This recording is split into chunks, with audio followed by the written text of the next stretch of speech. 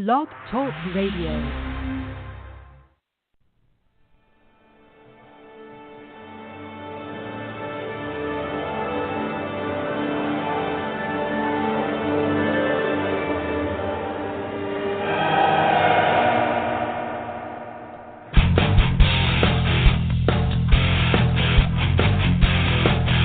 Whatever he hears,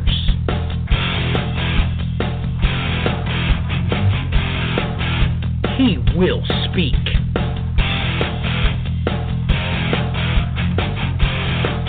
He will disclose.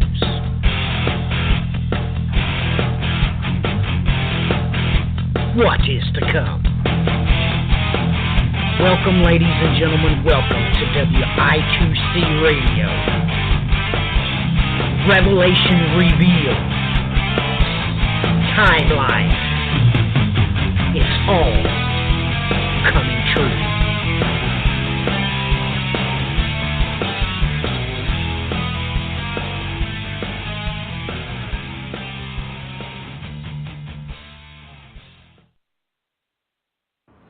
Welcome, ladies and gentlemen. Welcome to this week's edition of WI2C Radio. June the 9th, 2018. It's good to be with you. Let's start the broadcast this way. Revelation chapter 9, verse 2. He opened the bottomless pit, and smoke went up out of the pit like the smoke of a great furnace.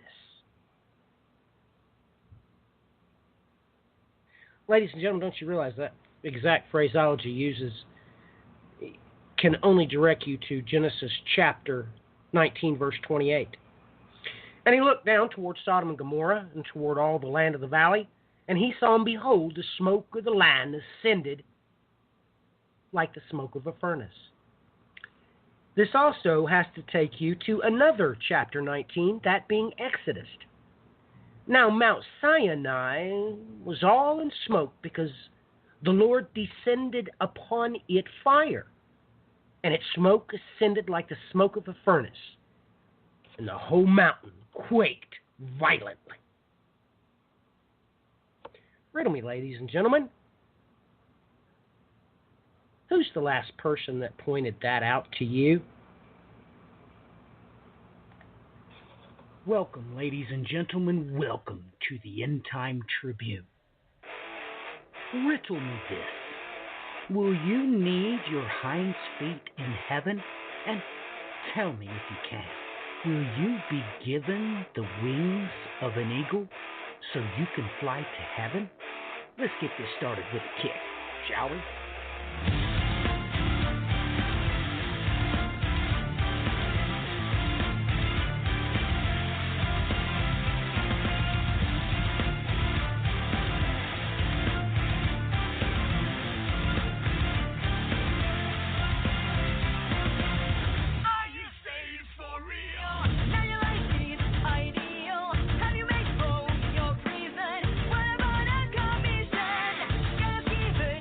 So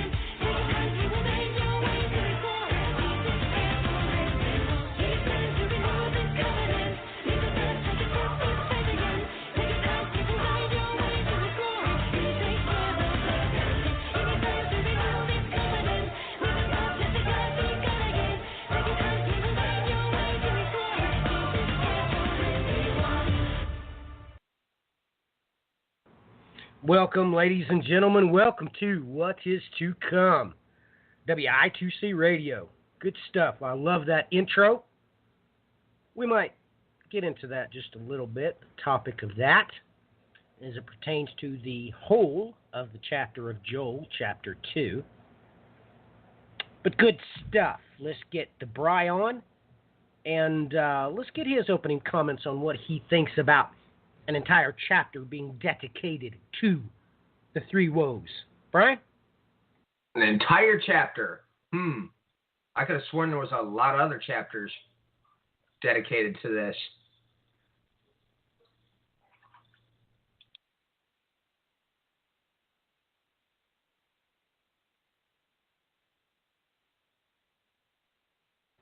Brian, do we have you? Hello? Yes. What's up? I didn't... Did you not hear my opening diatribe? What's that? So you didn't hear my opening diatribe? No, I heard it. I responded, but I'm at a bit of a handicap here because I had to move my Mac at the last second to the bedroom. The wife has guests over. Okay, yeah. I didn't hear you respond because my wife come out here and started talking to me. So luckily I switched to mute right when she opened the door. So, hey, this is going to be an entertaining one, isn't it? And it's been entertaining all day. I'm going to have to say, now, Brian, you may get mad at me, okay? But we're just going to have to run with it because I was not going to talk about this, but this really happened today. Just as a bit of humor, okay, I took a screenshot of somebody else's conference, okay, and they're charging $150 for it.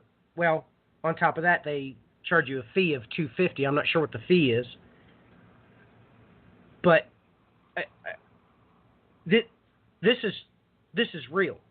My wife gets on the post. She's obviously in the bedroom. I'm out here in the garage, doing my Bible studies. And she puts the first reply, no. She waits for me to respond, and I didn't, I was busy doing something else. So she responds, let's not even, okay? Well, I thought she was yelling at me because I posted my favorite quote. And it is inappropriate for me to, do that with the people that's involved with this conference. But to make this joke all of a sudden unfunny, my wife actually thought this was a Bible conference at a nudist camp.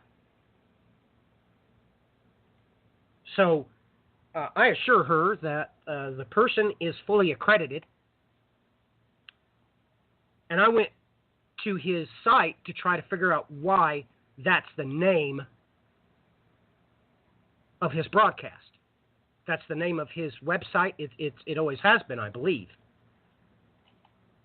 So I was kind of stunned at that, and I'm not trying to cast a bad light on the individual at all, but it really wasn't funny. I mean, my wife, I had to go inside, and she explained to me, what are you doing posting something about a nudist camp? That's not funny. And ladies and gentlemen, I am not trying to get involved with entertainment here. I mean, I really was joking about the individual involved, and that was probably pretty inappropriate, but all of a sudden it got out of hand. And I could not chase it down as to why you would call any biblically related website by that name. So, ladies and gentlemen, you have my word. We're not going to talk about entertainment tonight. What I'm talking about is real. And I speak of things with authority. Because you think certain things about the Bible. I don't. It is the fact of the matter, and I mean the Hebrew and the Greek, is the fact of the matter, and that's what I know. Now, see, that's what separates me from me and this individual.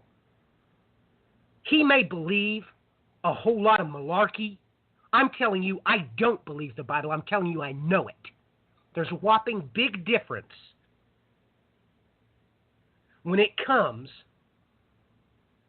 to proper definitions of terms.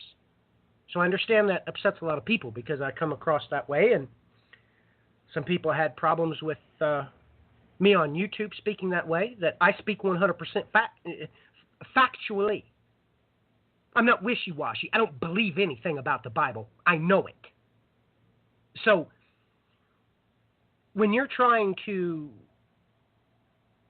relay things like I do, you need to understand that I'm coming from an absolutely rock-solid foundation. And the people that I'm speaking to are living on the beach. So I'm not trying to upset you. It's not Brian and I's intention to upset anybody by the way we state things as a matter of factly, because that's the way they are. Now, regardless if you're associated with a church or denomination, if you don't like that, leave. But please don't pump around like you're a Christian and then come on forums that are for public Christian consumption and start using curse words. You are what you are. I have a problem with that, but I do have a problem with you displaying such vulgar language and inept IQ in the presence of children. That does bother me. But I'm not here to entertain you.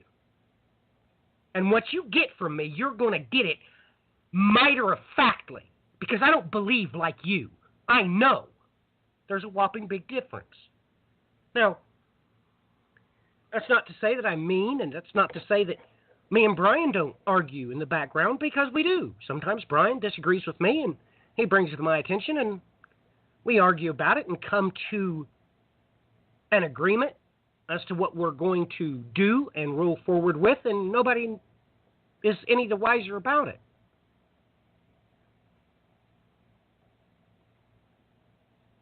So, if you're listening and you're standing on a beach, I have no desire to provoke you or get you angry. Just go somewhere else, much like the gentleman I just mentioned. Go listen to him.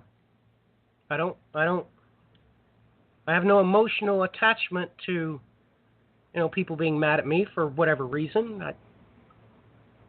I'm obviously not going to argue with you.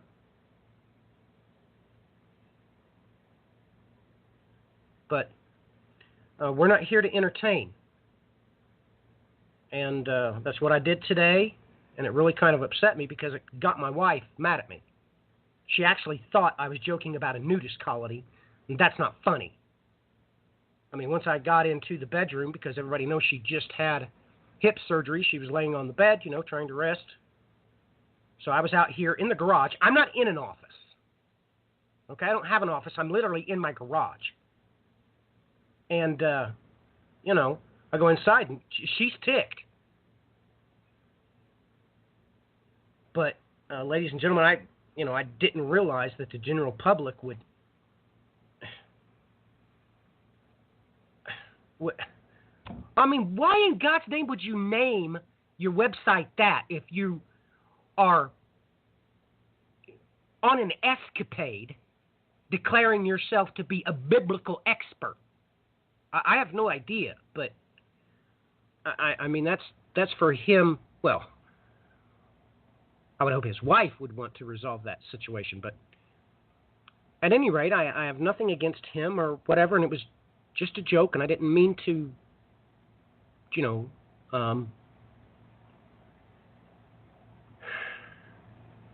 well, at any rate, I'm not very good at entertaining. I'm not very good at joking. That's not what God designed me to do. Now, by God, maybe he didn't make me to be pretty. Maybe he didn't make me to be blonde-haired and blue-eyed and sleek.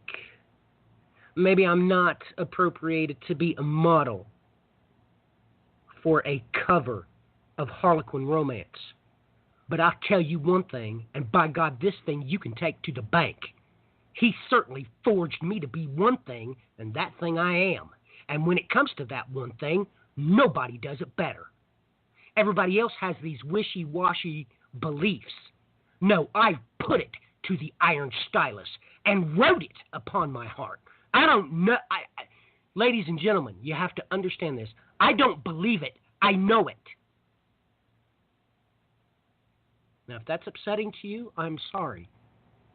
And I don't want you to get mad at Brian for it, or my wife for it, or any of my friends on Facebook for it.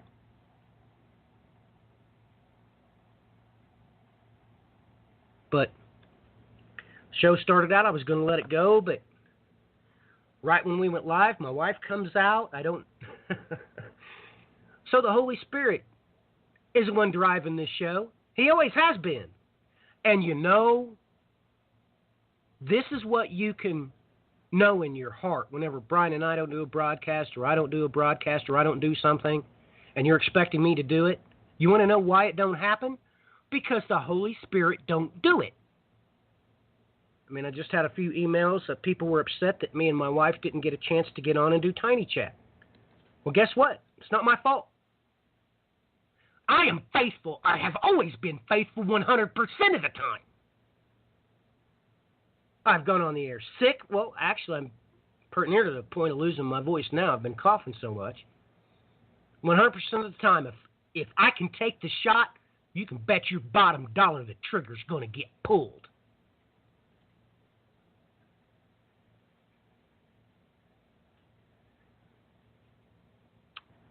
Well, we have a lot to cover tonight, and it's intense.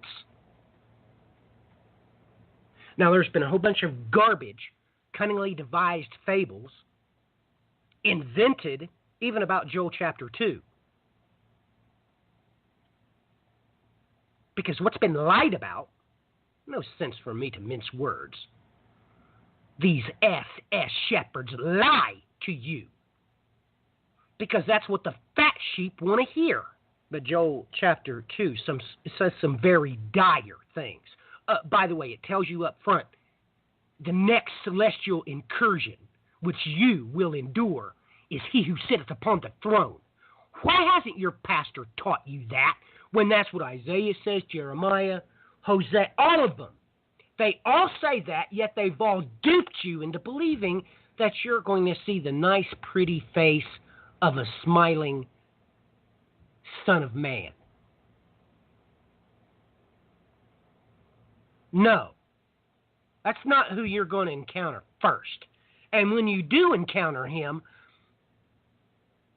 he is not coming back bearing roses. He comes back to beareth the sword.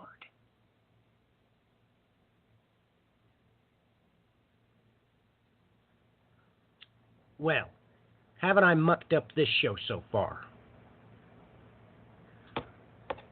Oh, I'm sorry about that. Brian, you need to jump in here and get us on the right course.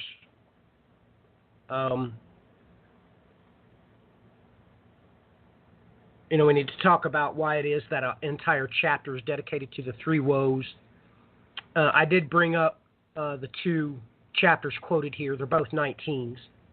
Genesis 19 and Exodus 19 both tells you of something that is burning like a furnace that's been opened. But Brian, take over for a minute. Get us on the right track. All right?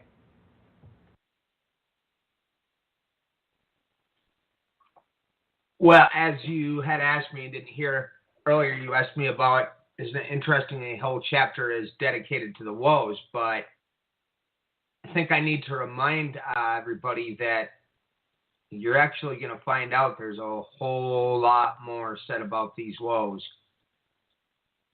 I'm specifically here because I'm at a handicap at the moment. I'm having to use two different search pieces to do this. But I mean, if you even begin here at Isaiah 3, Isaiah 5, you have it apparently, it looks like here, Isaiah 10, Isaiah 17, Isaiah 18, 24, 28, 29, 30, 31, 33. Let's see. A bunch of times in Jeremiah. This keeps continuing to come up all over the place, folks. And I know Matthew has made mention of this in the past. Why don't you jump in here for a moment, Matthew, and kind of comment on that, because... Well, of course, one of the big sequences of woes is in Isaiah chapter 5. It says woe 6 times, which I hope everybody realizes is 3 times doubled. So you might want to take a look at that. But the bigger portion that this directly pertains to is all over the apocalypse of Isaiah. So that's how the apocalypse starts out. It's in Isaiah 24:16. It's in 28:29 twice. It's in 30, 31, and 33. So there's no way we can cover all the information concerning these woes. And, ladies and gentlemen, being in Jeremiah, oh my goodness, for the judgment of Babylon all over 50 and 51, we just don't have time to cover all those chapters with all that data. Impossible to do. I mean, we're not even going to talk about the 2 times it's brought up in Ezekiel chapter 13. All those chapters are massively important with way too much information to cover. Of course, the Hebrew of Habakkuk chapter 2 has it 3 times. It's got it in 6, 12, and 19.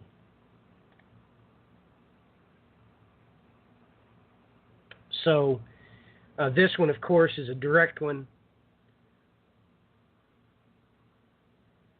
Well, ladies and gentlemen,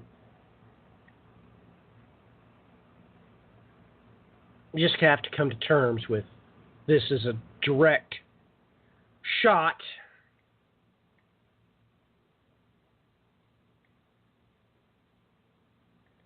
against topics, against a particular individual, which makes himself rich with loans. That Hebrew is important.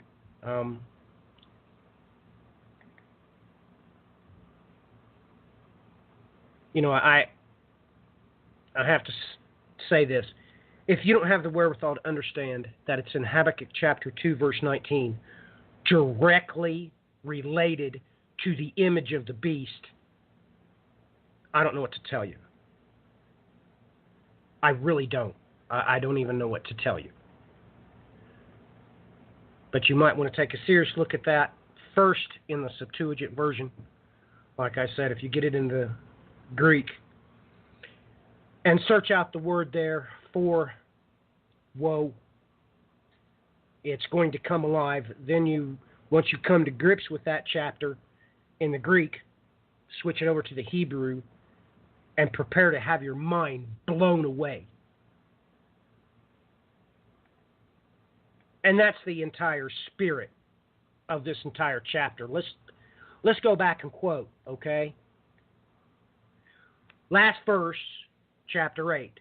Then I looked and heard an eagle flying in mid-heaven, saying with a loud voice, woe, woe, woe to those who dwell on the earth, because of the remaining blast of the trumpet of the 3 angels who are about to sound. So you should realize that now we're in for dire consequences for anybody who's on planet Earth. Dire consequences.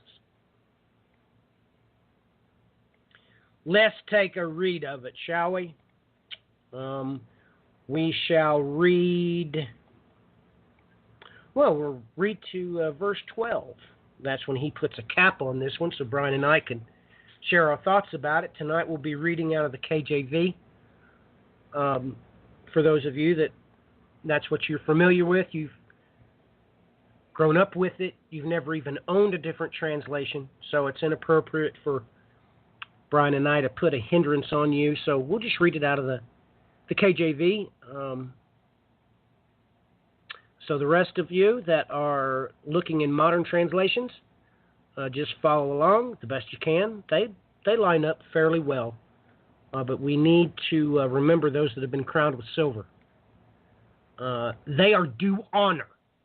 And for those of you that are actually Christians, not the ones that say you are, I'm saying the ones that actually are, because you act like it. We shall give honor where it is due. Revelation chapter 9, the first verse. And the fifth angel sounded, and I saw a star fall from heaven unto the earth. And to him was given the key of the bottomless pit. And he opened the bottomless pit, and there arose smoke out of the pit as the smoke of a great furnace. And the sun and the air were darkened by reason of the smoke of the pit. And there came out of the smoke locusts upon the earth, and unto them was given power, as the scorpions of the earth have power. And it was commanded them that they should not hurt the grass of the earth, nor any green thing, neither any tree, but only those men which have not the seal of God on their foreheads. And to them it was given that they should not kill them, but they should be tormented 5 months. And their torment was as the torment of a scorpion when it striketh a man.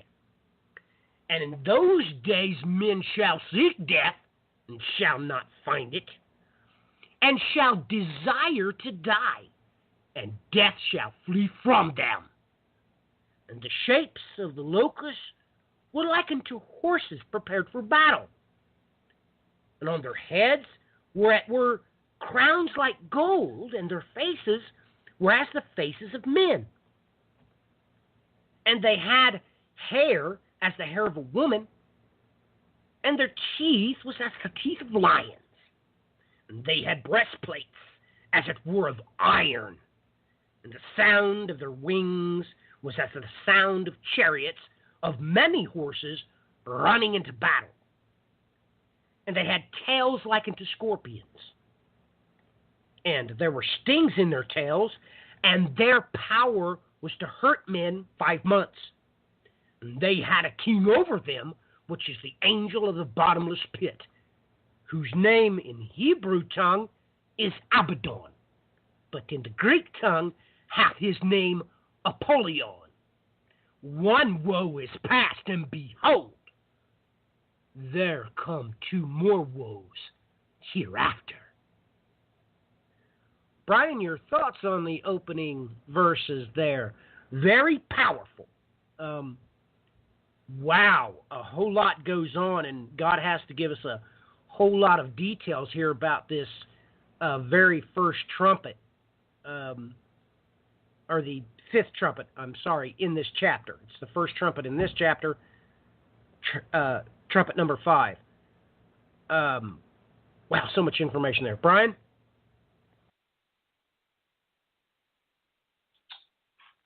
I would definitely agree on that because, boy, oh boy, there is so many things going on in this chapter alone that how many programs have we done on certain things that are in here?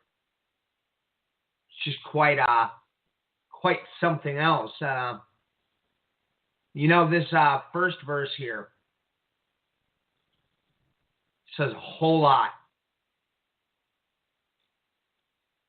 And it's rather interesting when you look at the 5th angel, and I saw a star fall from heaven unto the earth, and to him was given the key to the bottomless pit. Now, of course, in the New Testament, you're going to have this coming up 24 times. It's real interesting, at least when I did a search by the Strong's number, because it didn't want to The word for star there is a little bit different. And actually, Matthew, comment on that word for star. I'd be able to do more if I wasn't handicapped here at the moment, but I don't have my regular programs in front of me, so. Not a problem.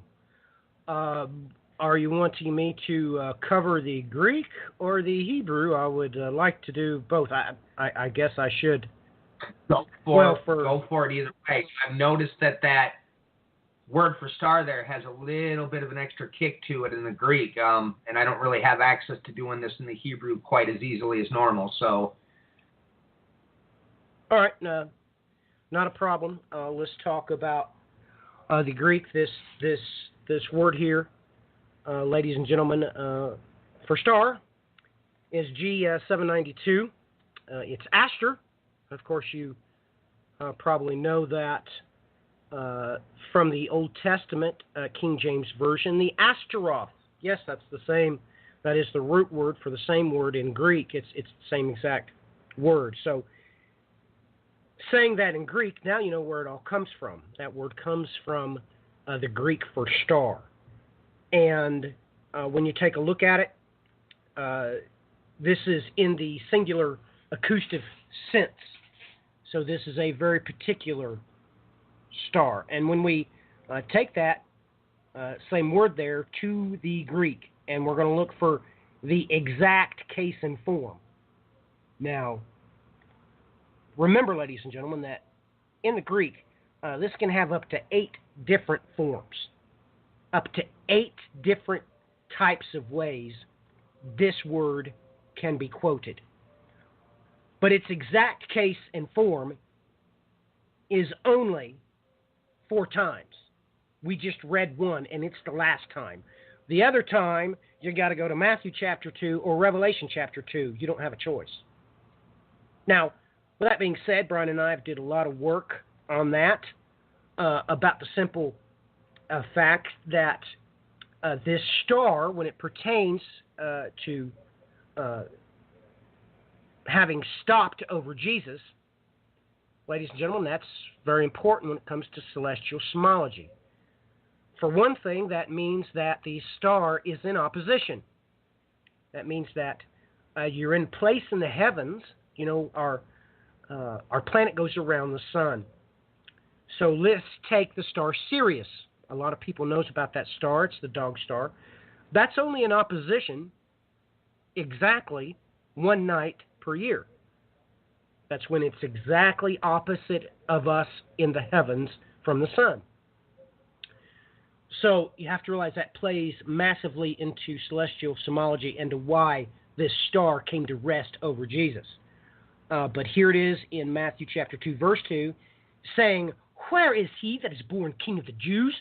For we have seen his star in the east and are come to worship him." It's also down in verse 2.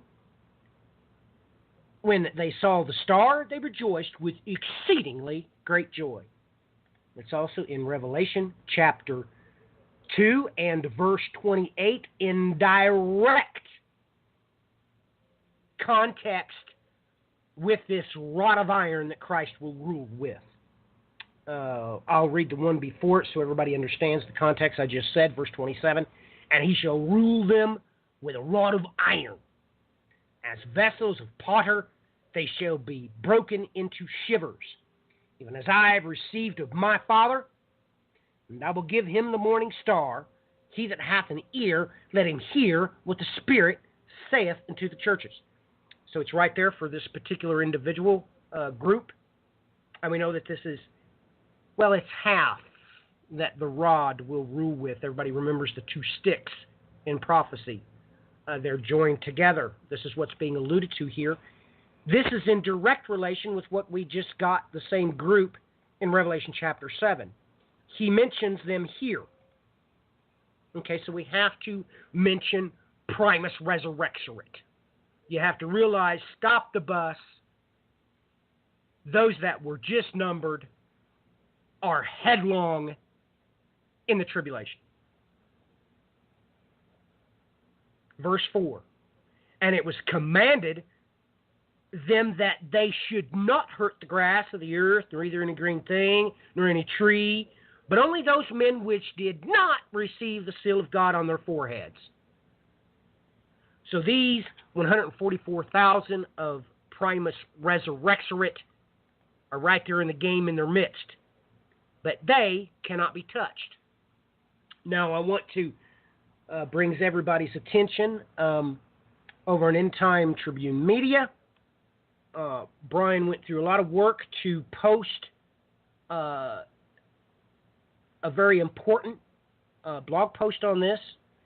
Let's just bring him in here right now and have him discuss this blog's post. And this is one of my favorite ones of Brian's because he begins it with a riddle. Brian? Well, there is a specific reason, and folks, if you go over to endtimetribunemedia.com, and you're going to want to look for a specific one, the riddle of Phaeton's chariot ride, because there's something going on here that is encoded all throughout history. Now, one reason I bring this up is because of the fact that you have this word for star is being used in Judges 5 verse 20. They fought from heaven. The stars in their courses fought against Sisera. Now, this is a very specific event, along with quite a few other specific events, where I was able to actually calculate a chronology between these and lock this into a very specific a comet that continued to show up throughout history and rain great destruction down on this planet. Now, the first one of these I happened to find was in this window that was 80 years prior to the death of Moses. The birth of Moses. The whole reason we began to look for this in the first place was, well, Matthew had set me on the project, which I spent extensive time working on, that will be covered in the future, concerning locking in the infamous star that the Magi followed. Not to even mention its, how do we say this? Well, history repeats itself. The slaughter of the innocents is what we've spoken of many times in the past, 2 years and under, and in the womb, which of course you had that happen at the time of Moses. You had that happen at the time of the birth of Christ. So I was looking for a cyclical event, having no idea I was going to stumble onto another cyclical event. Now, there's folks out there that will call this the cycle of cosmic catastrophes. There's been a great deal of authors out there that have worked intently on this, trying to figure out why there has been a cycle that continues to happen throughout history in a set path. And like I stated, when I went back 80 years from the birth of Moses, lo and behold, I stumbled into an event that caused the collapse of I believe it's the Xia, and then went into the Shang dynasty in 1607 BC. Now, this is in the tree ring records, and everything else, and there's a very specific prophecy that they mention when they saw, I believe in China, they saw 10 stars. Essentially, this heavenly body, as it came in towards the earth, exploded over them, whereas in India, at the same time, they saw 7 pieces of this blow up. And, one of the things I have written in here, it's the Xian dynasty, came to a halt as great famine, plagues, and destruction occurred. This can be accurately dated through the correct chronology of the Xian and Shang dynasties to have occurred somewhere around 1607 BC. The tree ring records of this same time frame also confirm the major catastrophe occurred somewhere around 1607 BC. So, and as I continue to go on through this, folks, there's something very interesting I was able to find because of the way I was able to calculate this using a set string of events. For instance, we have Joshua's long day. We have the event that I mentioned previous to this at the time of Deborah and the book of Judges. Because, folks, you kind of have to ask yourself what in the world was going on in the heavens here. Well, you get to the conclusion after a while that, oh yes, there were things going on above their head that definitely had some very dire cosmic repercussions. And you can keep going through if you just even look for this in the Septuagint. The easiest way I did this was just put in G792 to pull up all the references since I am handicapped at the moment. But it got the job done. But as everybody you can see, this is a string of events. And Matthew had made mention of the fact that it comes up there in Matthew 2. Now, there is a fable that I had bought into for years on end concerning the sign of Revelation 12 appearing in the heavens approximately around 3 BC, I think is where they locked this in, being that infamous star. But as Matthew pointed out, there's something peculiar going on because if something is going to stand, okay, you got to look for a similarity. And in 12 BC and 10 BC, we had a ghost comet. We had Halley's Comet. 10 BC, we had a ghost comet. Now, this comet is spoken of all throughout the Roman text. Very specifically, it gets real interesting when you find the Roman record stating that it stood over the place. I believe it was Agrippa that had passed away at that time, Matthew. Exactamundo? Exactly, and that is also a very, very important aspect. And this is why, once again, as I stated, this is why I decided to go backwards. Of course, I had to make things more entertaining by adding an extra mission into what I was working on. Well, it led to this entire string of work, and which I released on the Riddle of Phaeton's Chariot Ride, because there's a whole lot more going on to this. This ties into the expulsion of the Hyksos from Egypt, because in the Greek you have a very specific person mentioned there whose name is Epaphus.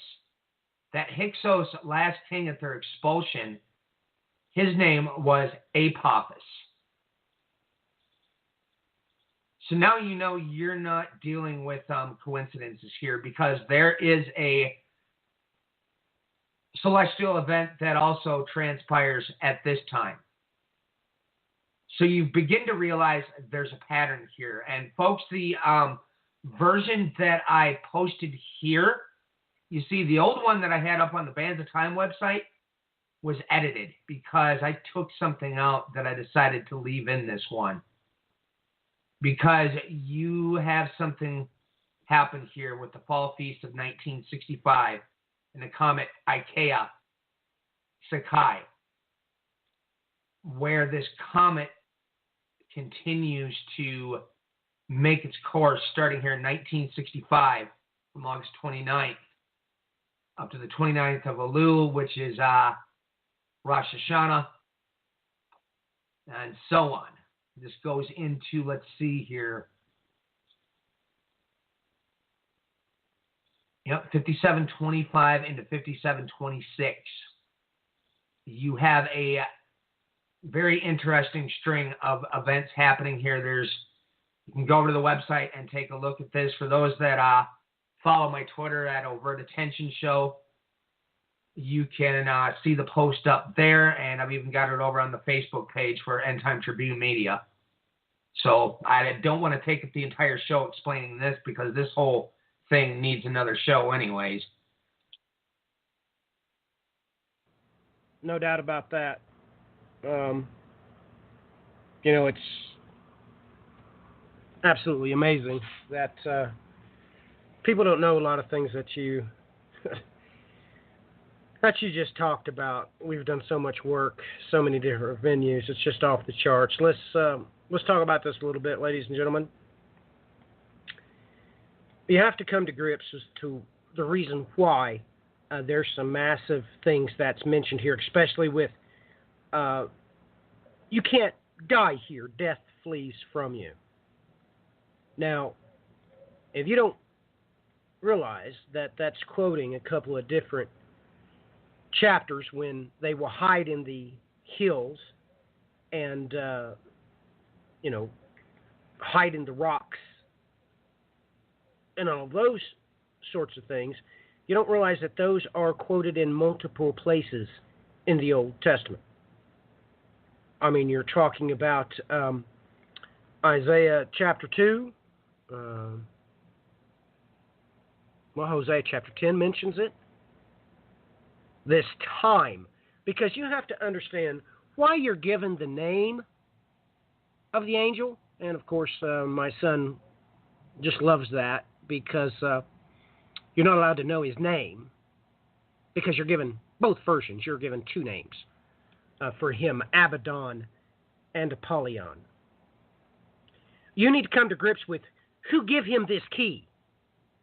Ladies and gentlemen, this is in the shadow of the great day of he who sitteth upon the throne. This is in the shadow of the sixth seal. All of this happening. And you have to realize in your mind who's the one that gave him the key. You're supposed to keep this in your mind. I mean, you're supposed to keep this in your mind that, I'll mention another one concerning a furnace of blazing fire. Now, you'll take note, the KJV, he opened the bottomless pit, and smoke went up out of the pit like the smoke of a great furnace, and the sun and the air were darkened by the smoke of the pit. Daniel chapter 3, verse 6. I've already pointed out the image of the beast once, but let's do it again.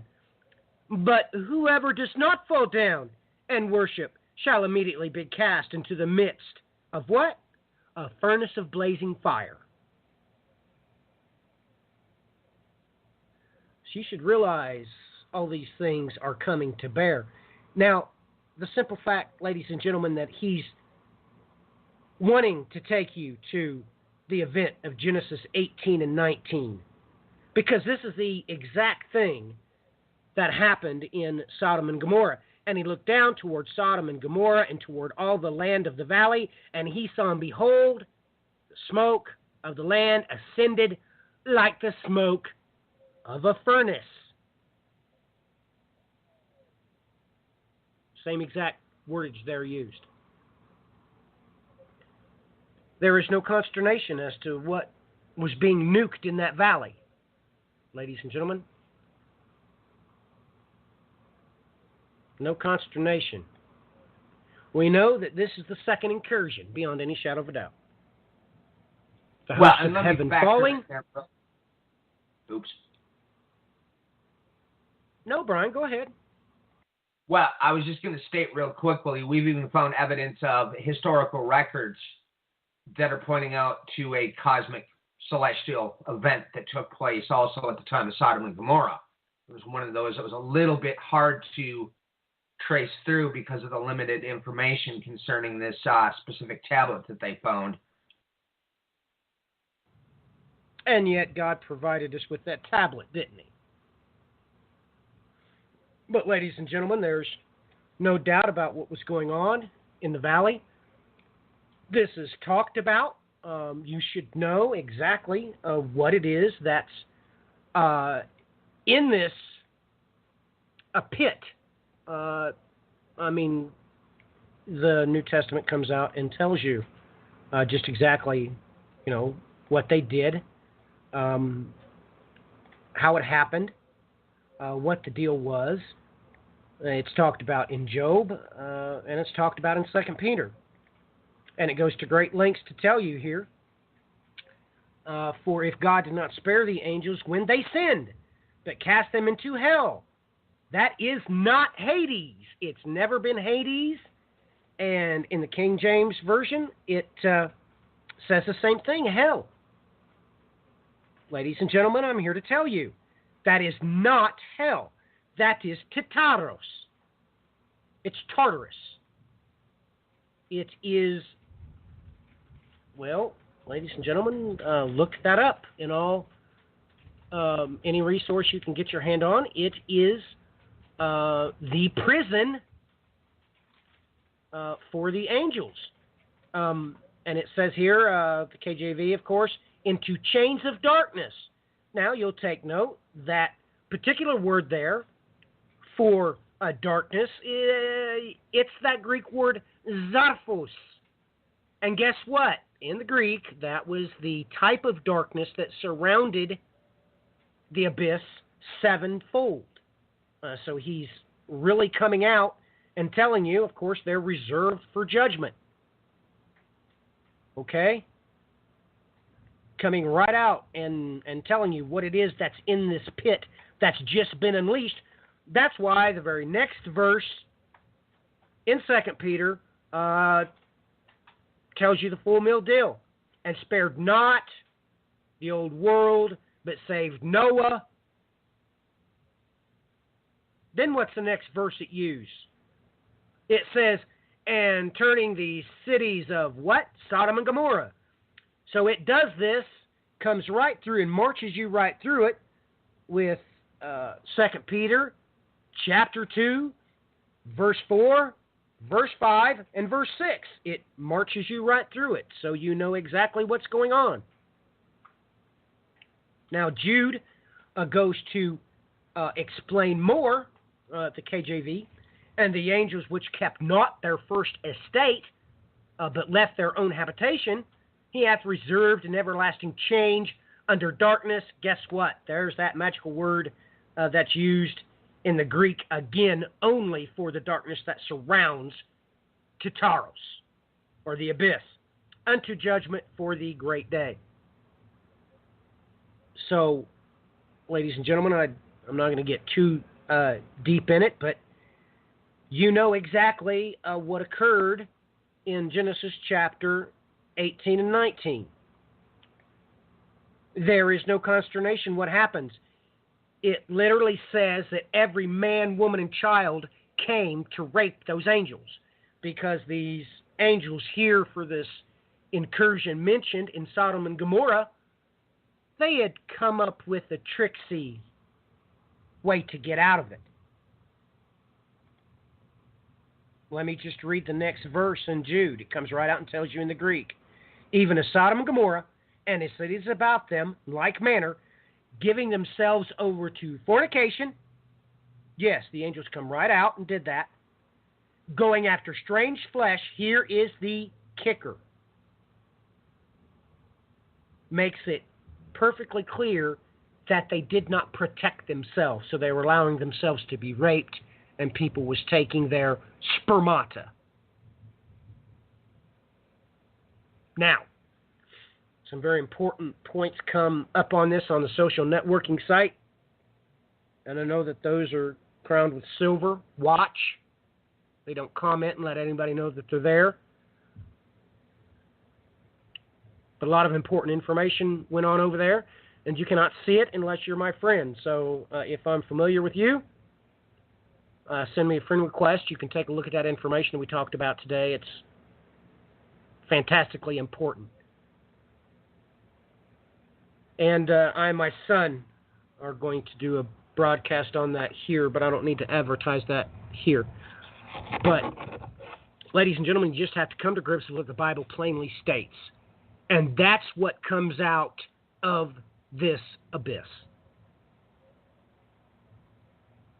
Like I said, I appreciate that the King James Bible uses that word for hell in 2 Peter chapter 2, verse 4. That is not correct. That is Tartaros. That is the abyss, mentioned all over Greek text. So you see that they've been there for thousands of years. So their judgment is quite worse than what the judgment that's going to be parceled out to Satan himself. He only has to stay there for 1,000 years. They have at least been in there for 3,000.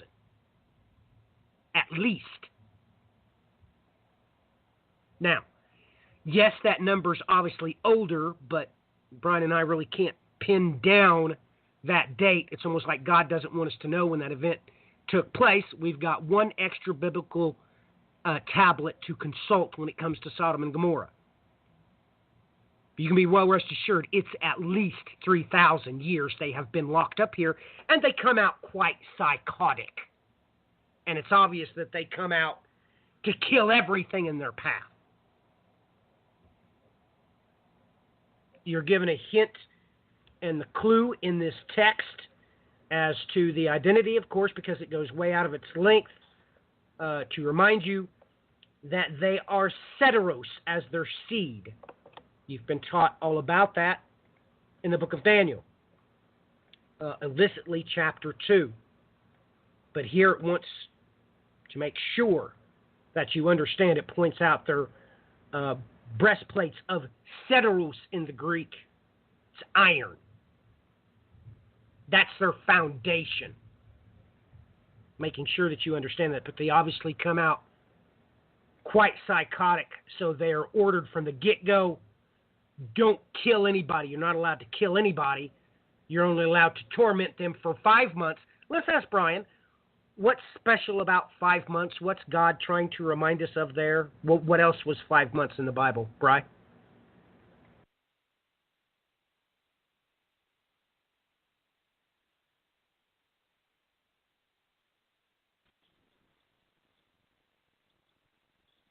Yeah, you kind of caught me there a little off guard. I don't really have that answer at the moment. 1 second. And I'm freezing my computer here, right. So this is what happens when I run the iMac. No, that's all right. Ladies and gentlemen, I can only point you to the flood. It's the only place I can point you to is the flood. That's where that terminology, 5 months, comes from. You just have to look at it and understand where that's coming from, because there in the book of Genesis, he uses a little bit different terminology. There's a reason for that. But literally, he's giving you all kinds of aspects of time there with the flood, how long it rained, yada, yada, yada. That's, of course, when the first incursion occurred, and that's where all of those angels that came down and committed the sin of Genesis chapter 6. No reason for me to be wishy-washy about it. We're just going to read it. And this is the fact of the matter. This is what happened. And it came to pass when the men began to multiply on the face of the earth, and daughters were born unto them, that the sons of God saw, the daughters of men, that they were fair, and they took them wives of all which they chose. And the Lord said, My spirit shall not always strive with man, for he is also of flesh. Yet his days shall be 120 years. There were giants in the earth in those days, and also after that, when the sons of God came into the daughters of men, and they bore children to them, the same became mighty men which were of old, men of renown. And God saw that the wickedness of man was great in the earth, and that every imagination of his thoughts, of his heart, was only evil continually. Make no mistakes about it. Now you understand, God just come out and told you point blank why the Greeks made their myths about the Titans and about Hercules and all that. That's where it comes from. It comes to the Bible because God told them to do so. Okay? Let me read it again. This is the fact of the matter. This is where all your mythology comes from because God commanded it. Right here in Genesis chapter 6, verse 4. The same became mighty men which were of old, men of renown. You can take that to the bank. So, this is why we can use the myths of old realize that it's really talking about what the Bible states as fact. And it's, of course, changed from generation to generation to generation. But the Titans were real. They really did go to the abyss. No, everything after that's fiction.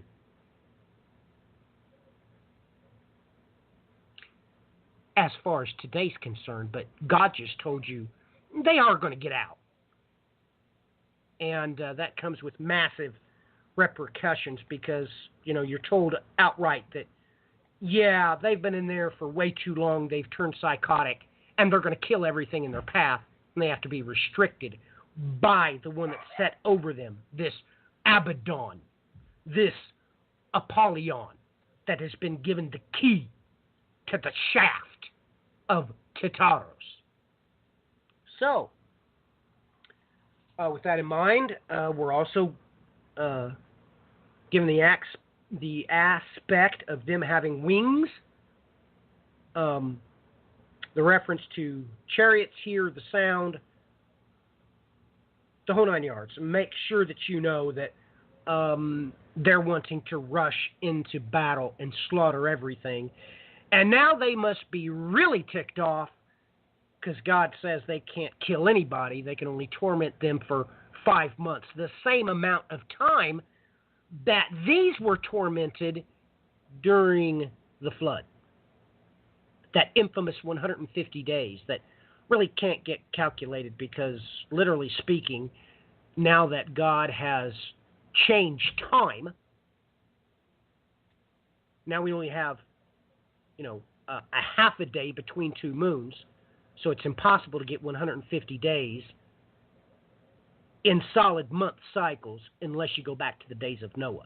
So he's letting you know that he's giving them a little bit of retribution. They're allowed to torment people for the same amount of time that these angels obviously had their children wiped from the face of the earth. So it is a little bit of retribution. I'm not sure why God does that for them, outside of the fact that you're supposed to see it and come to grips with it. Now, lots of people have said that this angel is bad. This angel's bad over the bottomless pit. No, that's a lie, ladies and gentlemen. The Lord your God just gave him the key so he could unleash them on the ungodly. Now, remember, at this particular point in time, you should be safe and sound. You should have nothing to worry about. You're going to be just in the same state of awe as the children of Israel when they walked up onto the beach out of the Red Sea. I mean, talk about being filled with awe and wonder. You're all going to look around at each other and be, stressed for words, thinking to yourself, how on earth did we get here? I know that just didn't happen. And by the time you turn around to look behind you, of course, God is using the waters to obliterate your enemy, opening up the door to the Hyksos invasion. Now, it's too bad we have so little information on that because we could really learn what's going to happen to those in the outer darkness if we could just have more information on what happened to Egypt when Pharaoh got back to his throne without an army. Ah, yes.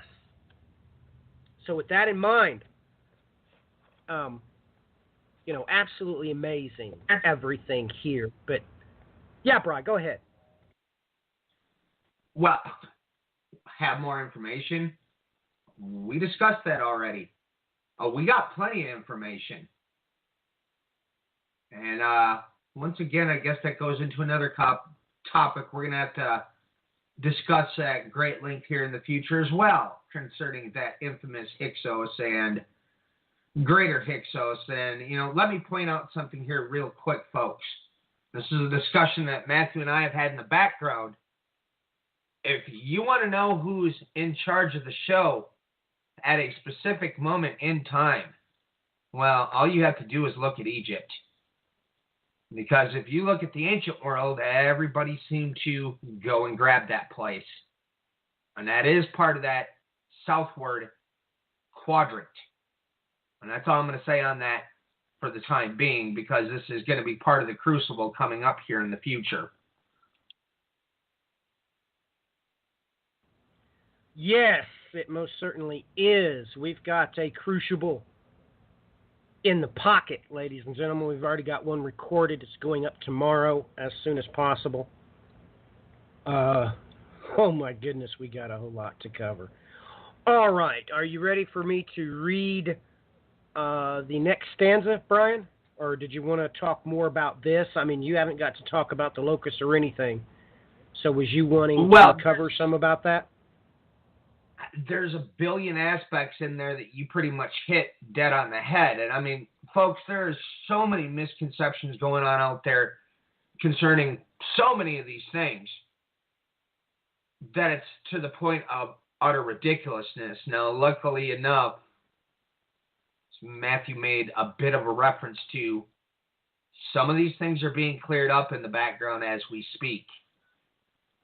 But, folks, for one, okay, Sodom and Gomorrah,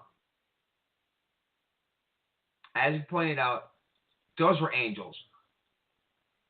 So if anybody tries to tell you that Sodom and Gomorrah was wiped out for any other reason, because, yes, they were angels outside the door that everybody was trying to attack, okay, they didn't wipe them out because they were a certain group of people that certain ones within the Crusader branch like to bash on. That's fiction. How many other things do we have to go in here to here? You could literally go in all day. But there is no consternation what happened whenever the angels got down into Sodom and Gomorrah, and the entire townspeople wanted them to get a hold of that really iron in depth seed of too. theirs. Well, exactly. I was going to point out, though, how the containment field works, but again, I don't think I want to touch.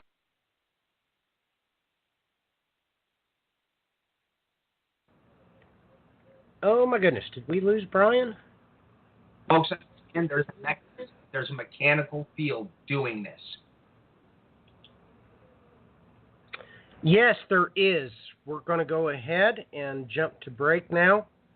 We're going to read a little bit about this day. Please do enjoy the break. We'll be back in 9 minutes, 38 seconds.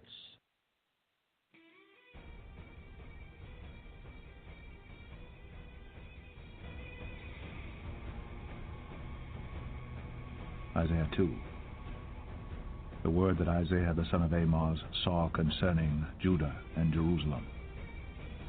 And it shall come to pass in the last days that the mountain of the Lord's house shall be established in the top of the mountains, and shall be exalted above the hills, and all nations shall flow unto it.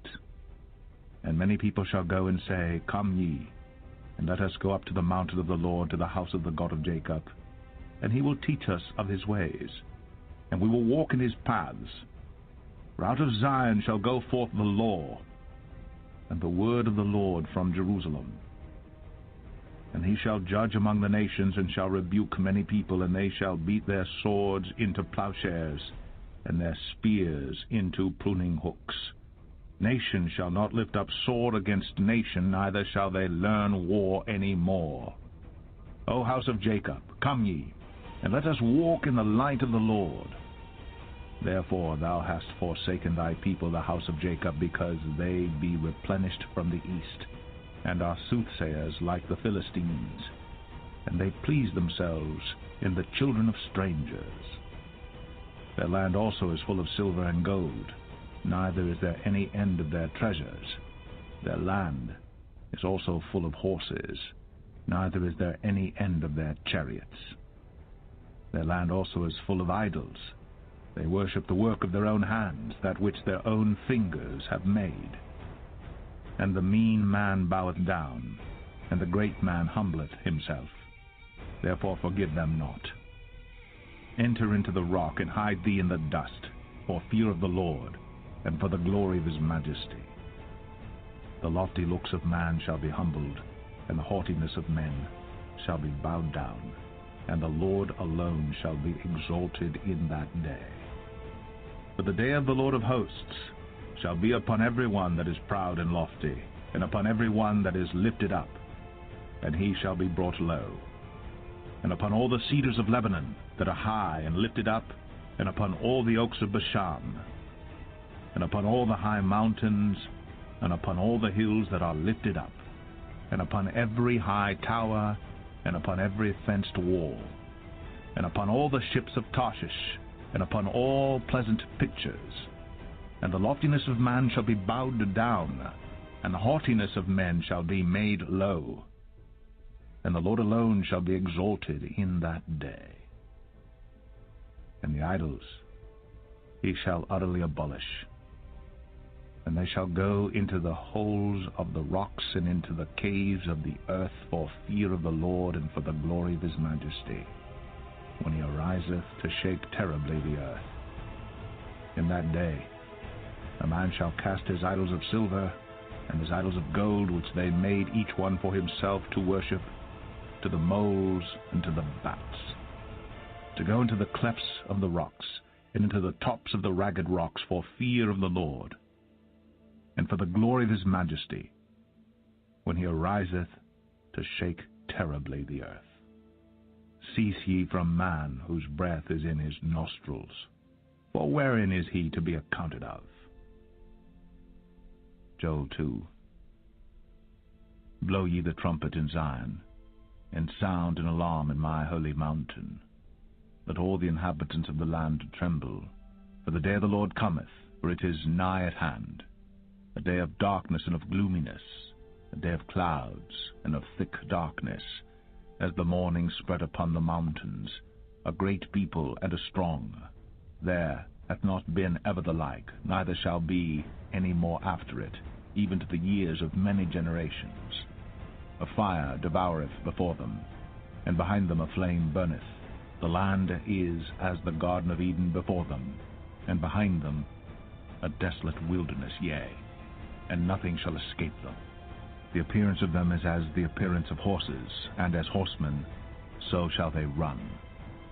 Like the noise of chariots on the tops of mountains shall they leap, like the noise of a flame of fire that devoureth the stubble, as a strong people set in battle array. Before their face the people shall be much pained, all faces shall gather blackness. They shall run like mighty men, they shall climb the wall like men of war, and they shall march every one on his ways, and they shall not break their ranks.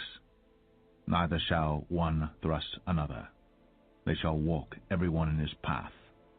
And when they fall upon the sword, they shall not be wounded. They shall run to and fro in the city.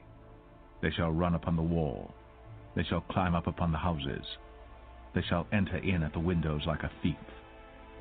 The earth shall quake before them. The heavens shall tremble.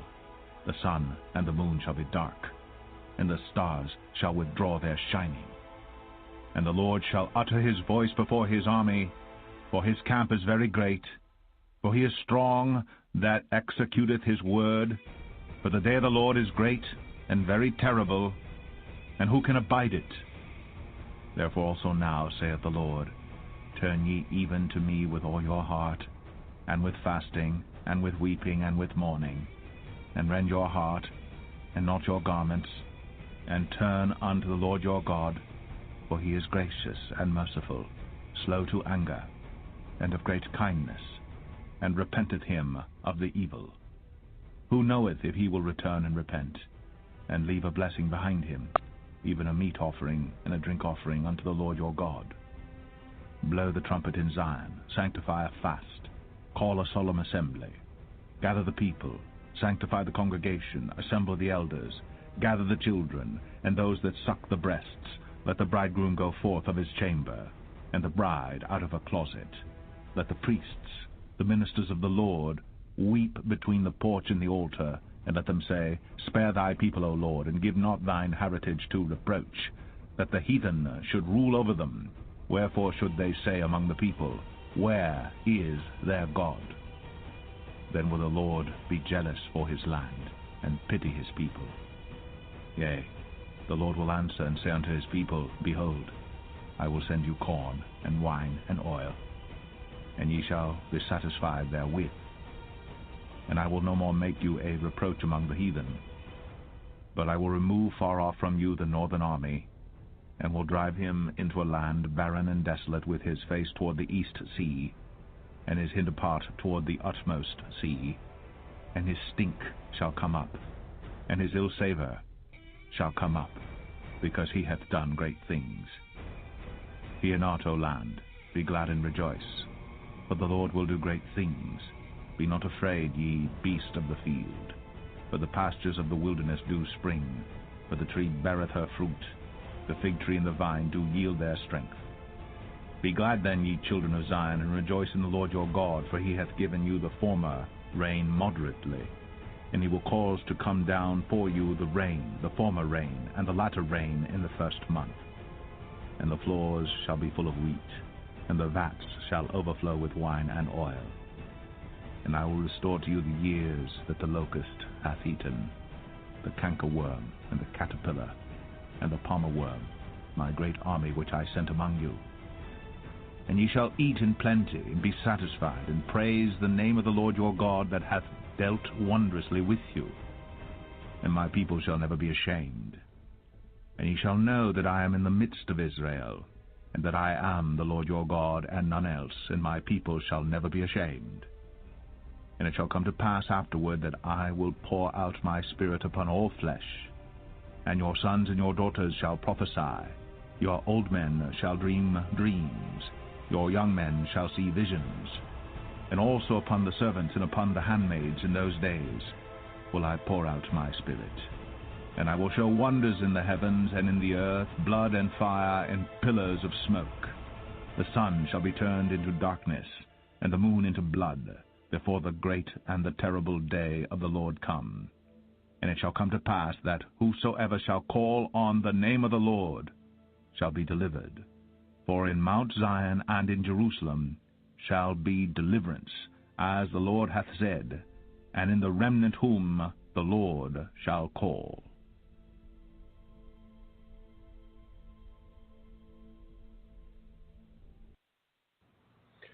Welcome back, ladies and gentlemen, to WI2C Radio. We was having some trouble with Brian's mic there. His connection was a little weak. He's called back in. I'm sure he'll be right back up to speed. Well, ladies and gentlemen, it's time for us to dive into the second portion. I will ask Brian one more time if we are cleared to read about the next trumpet or not. Brian, you have anything to add to that last set of verses? There's just so much there that we could cover, that's for sure. All right, give me one moment here as my program loads. I had to do a whole bunch of moving things around here, folks, so sorry. These things happen, you know, people have company over and all that, so nothing wrong with that. I just wasn't expecting it today. And I mean... That's all right, Brian. That's all right, Brian. No problem. Well, I think we pretty much hit on everything that we really needed to hit on there, just to give a simple precursor. I mean, folks, you have to understand, beginning here for one, we've got something happening. We've discussed this shadow and silhouette of what this event's going to look like as the star comes out of heaven. We've got to bring in the Genesis 6 correlation with what was happening there. And this just continues to build. You know, and as you pointed out, Abaddon and Apollyon, well, it states they had a king over them, the angel of the abyss. And then that's, I think that sort of paraphrases everything we need to paraphrase for the moment.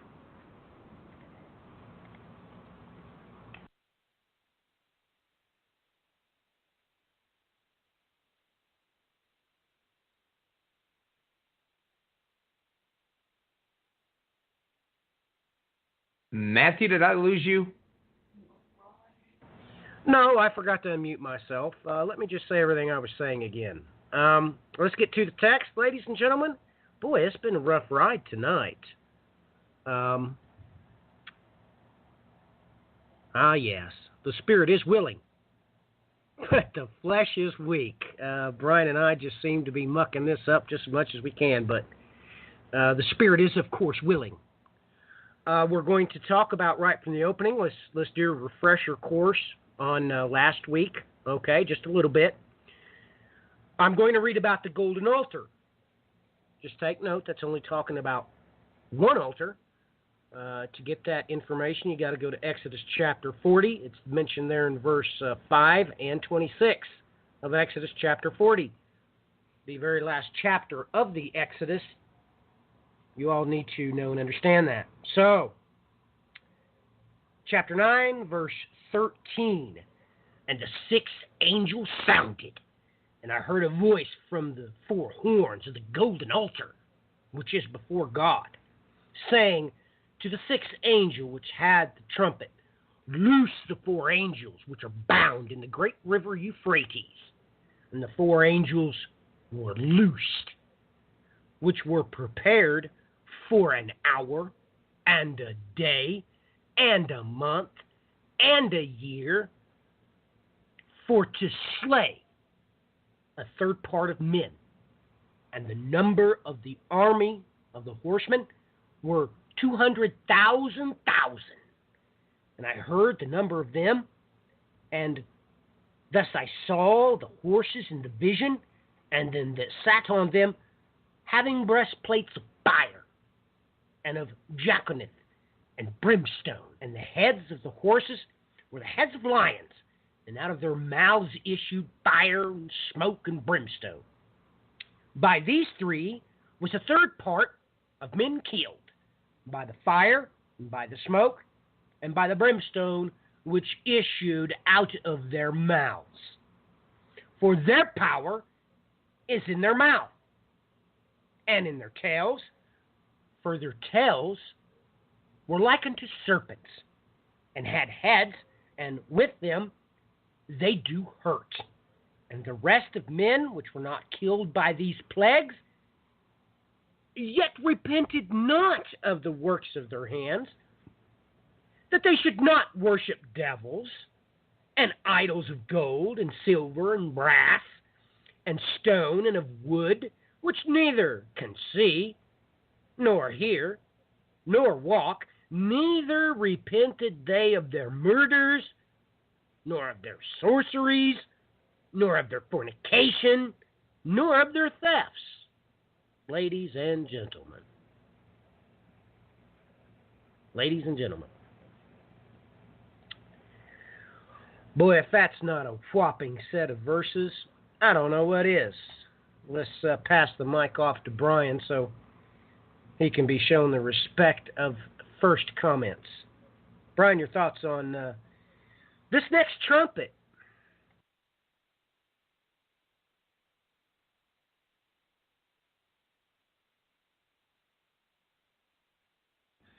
Well, this is the big one. Release the four angels, those having been bound at the great river Euphrates.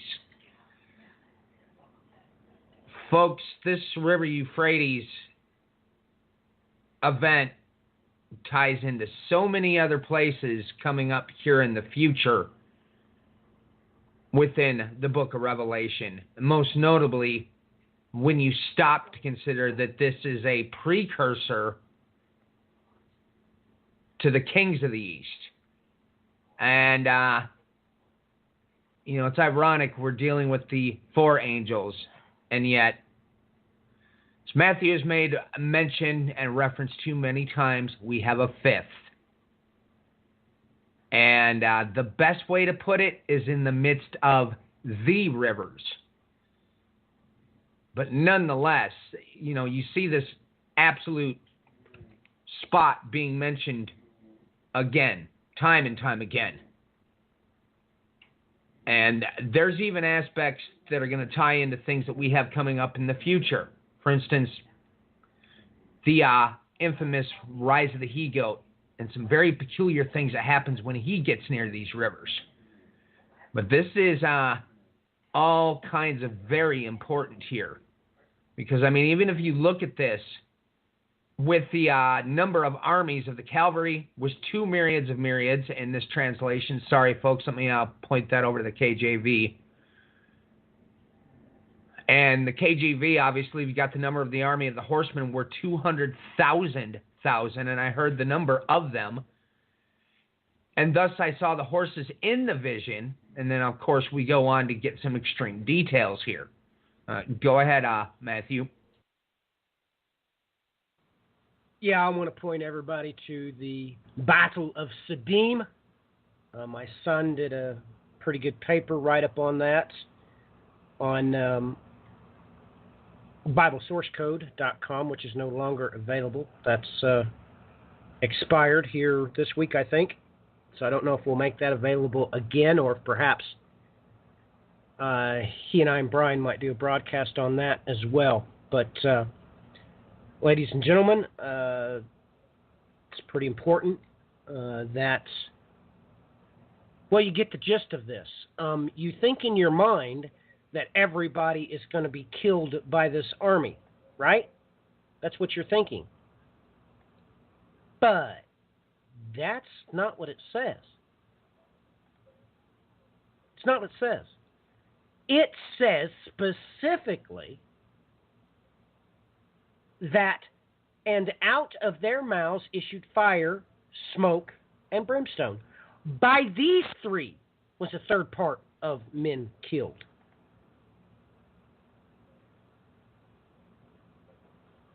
And let's talk about that for a minute. Brian, what's your take on that? The simple fact that you're expecting this to be a big battle. You're expecting people to be killed with the sword, right? That's not what he just said. He said that it was the horses that killed everybody by the smoke and the brimstone and fire with that spewed out of these, well, mouths of the horses. What's your thoughts on that? And have you heard anybody talk about this, by the way? That it's not the army that actually kills anybody, but the horses. What's your thoughts on that? What? To be quite literally honest, I don't think I've heard anybody talk about this part, period. You know, there's shadow and silhouette moments going on here, but yes, you're dealing specifically with these very, how do you put that, sort of peculiar horsemen. And like Matthew just pointed out, yep, how is it that they slay a third of mankind? By these plagues, by the fire, the smoke, the brimstone, which proceeded out of their mouths. It's even rather interesting here, the usage of, well, I'm in the NASB on this program. Sorry about that, folks. I was trying to pull up something to look at here real fast. Let me look at what it says here. Sorry, I got to go in, Matthew, and continue what I was saying there. Yeah, it's pretty obvious. Brian just made mention of the angels bound there. And he definitely wants you to see that it definitely says army, no doubt about it, of horsemen. That's exactly what it means in the Greek. There's no other way to, really put that. I mean, he uses, the Greek word to make sure that you understand exactly what's going on there. And it makes you scratch your head because it mentions the troops, and it goes way out of its way to give you the number of the troops, and then turns around and tells you that the troops don't actually kill anybody. The horses do. And of course, these horses are not in any way, shape, or form natural. There's no way to even insinuate that they are, which is just off the charts, ladies and gentlemen. Why does it put things like this? I mean, it makes you wonder what's going on, what's actually happening here. You would think that this was, perhaps well, I guess I better be careful what I say. I mean, we did just listen to Joel chapter 2, and, well, Isaiah chapter 2, Hosea chapter 10 speaks of this time. So this is really catching everybody by surprise,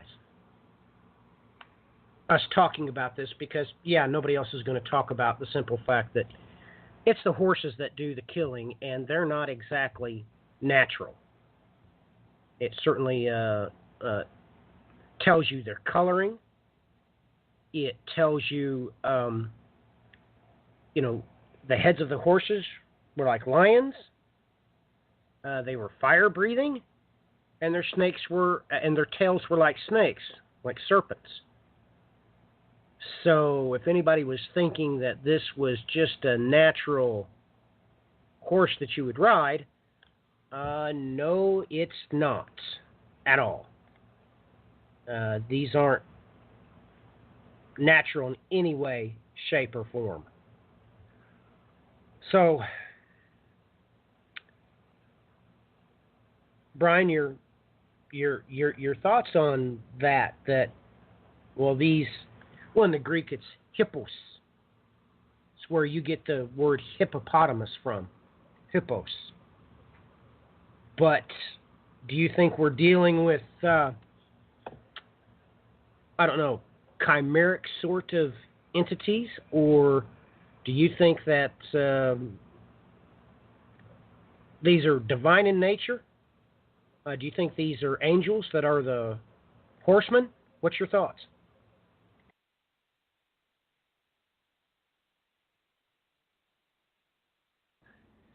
Well, you made mention of a certain specific word there at the beginning. Chimeric. See, that's what it tends to remind me of. And what do we mean by chimeric? Well, that's how do you put that? Sort of a mix between certain animals here. Is one way to state it.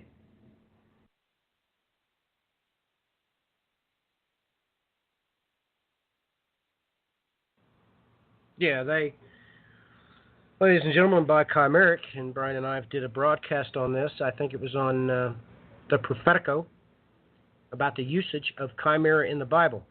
It's all over the place. You can't get around it. It is when an angelic entity defiles not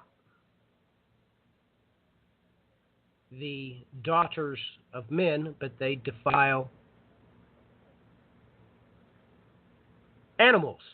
Ladies and gentlemen, the book of Genesis is very clear. It tells you that all seed was polluted by them. Tying back in again with what we already stated in Genesis chapter 4, it came plainly out and told you that all myths were going to be built on these things. This is where your Medusa comes from, and any other sort of creature that was not made the way it was properly designed to be.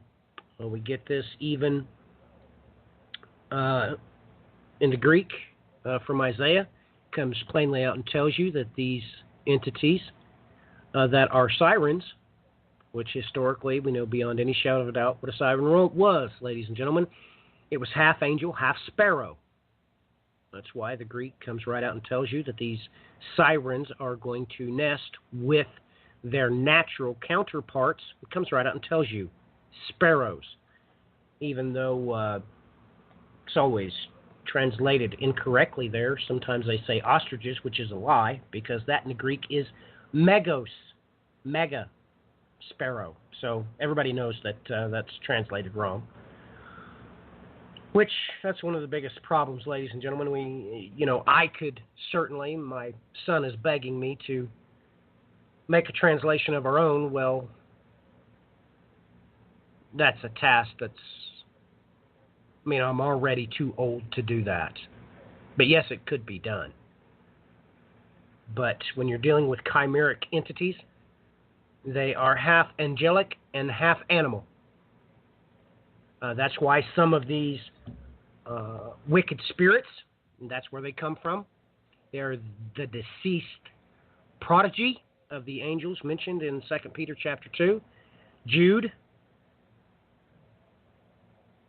That's why sometimes, like with mentions in the Bible there, it couldn't speak, it was mute. It would try to cast the person that it had possessed into the fire sometimes into the water. Of course, it was mute, because if in the beginning, let's say this entity had been, let's say a Medusa, it would have never had the gift of tongue, especially if it would have been something of an aquatic nature. Ladies and gentlemen, let's say an octopus, for instance. Everybody knows the tales of the great Kraken.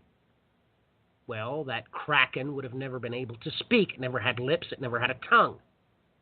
Physically impossible for it to speak. Therefore, their spirits are mute. They never knew how to speak. So, with that in mind, that's probably a short enough definition for that, but for more information on it, just check out Brian and I's broadcast on that. Chimeras in the Bible. I think that was a 2 or 3 hour broadcast. We were extremely thorough, as we always are, and mentioned every case and instance it is in the Bible, God's holy word, the Greek side of it. So, with that being said, Bri, any further comments? Well, I was just looking at something here, and I can't remember for the life of me, because there is a very specific chimera in the Greek myth that is going to point you towards something very similar to this. And it was rather interesting. I pulled one up, and they make mention right away of the infamous griffins. Now, folks, you need to understand where the original griffins come from, because that is beyond the river Euphrates, associated with the kings of the East themselves, most notably the Saka-Scythian. Now, of course, you've had this infamous griffin has been altered over time to have various appearances, because obviously as you go through the different histories, you're going to see some very strange details of how it changed. But if you go in and you start looking at the ancient Scythian art, you're going to find these all over the place in different varying forms as it went throughout time. These things started showing up once you got into Persia, because obviously, well, the Saka-Scythian themselves had gotten down into Persia quite deeply. This is where we break it back over, and Matthew made mention of Daniel 2 earlier in the program. Well, this is going to pull you back around to the Magi. And those Magi are deeply associated with this symbology. And I would have to say there's a major reason. And once again, this all ties in with that river Euphrates. We have a shadow and silhouette of an upcoming event that's happening here in the book of Revelation, where the river Euphrates is dried up to make way for the kings of the East. You have two striking parallels. This first time around the ride, we're dealing with a chimeric entity. The second time around the ride, well, the people that created the symbolic aspect of this certain entity happen to be beyond that river Euphrates, part and parcel with those kings of the East. So I hope that maybe gives a little touch of clarity in this area. Well, we can go even further than that, Brian. This ties over into the tetramorph. Ladies and gentlemen, does everybody know what a tetramorph is? You should know it from Christian iconography, because for the longest time, since as early as Irenaeus, the four Gospels have been depicted as tetramorphs. Please look it up. But you can plainly see that these griffins, as Brian described them, their origins is not in doubt. They were originally used by the Egyptians, the Assyrians, and the Greeks. You get that, well, of course, from the Sphinx. Everybody knows the Sphinx, right? Everybody knows of the Assyrian Lamassu. So this is all over the place. And of course, you keep going. You've probably heard me and Brian talking about these being likened to the mighty cherubim. No doubt about it. It is a tetramorph. But if you go into England and start looking on all of their churches, you will plainly see Matthew, Mark, Luke, and John placed around Christ, plainly described as a tetramorph. Now, let me just read a little bit here from this reference. We'll just go with the first scheme where this came up with this particular individual. The man Matthew, because the gospel begins with the genealogy of Christ. The lion is John, because the gospel begins in full confidence. The ox is Luke, because his gospel begins with priestly sacrifice. The eagle is Mark, because his gospel begins with a prophecy of Isaiah. So, from that we had many schemes that's come up by these Christian theologians. I'm not even going to mention the rest of the schemes or whatever, but you should see this by and from Christian iconography on these churches all over Europe. Anywhere you go, you will see these. And a lot of people have written to me in those locations and said, why is there 4 angels around Jesus, in this particular church or cathedral? And why does it show just one person with wings? That's obviously an angel. They don't realize, no, that's just one of the tetramorphs. That's supposed to be Matthew. And the other one is an eagle, and mimicking, of course, the 4 faces of the mighty cherubim. All over since, however, since the reconciliation of Christ, we see that they are no longer cherubim in the book of Revelation. They are living beings, having been reconciled by Christ. So that means something very important. But that's what you have to come to grips with, ladies and gentlemen. That's what else could this be except what Brian just described as these griffin entities. Now, it's amazing to me. Let me bring this up. We haven't read about this yet, but we're going to. I did mention that Satan gets thrown into Tartarus for 1,000 years. We haven't got to find out why yet. That's coming up here pretty soon in the book of Revelation. But let's take note. The same thing's going to happen. Here's what happens, ladies and gentlemen. Satan's not thrown into hell. No, he's not. He's thrown into Tartarus. Why? Because he hands his authority over to the beast. I get that same shadow and silhouette here, ladies and gentlemen, as this army, this great army of horsemen, but they don't kill anybody. These,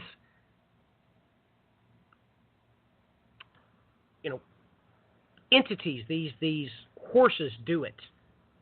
And it's just amazing that people don't point this out. Of course, they greatly throw in the entertainment industry here and say that these are talking about Apache helicopters, which is akin to a psychosis.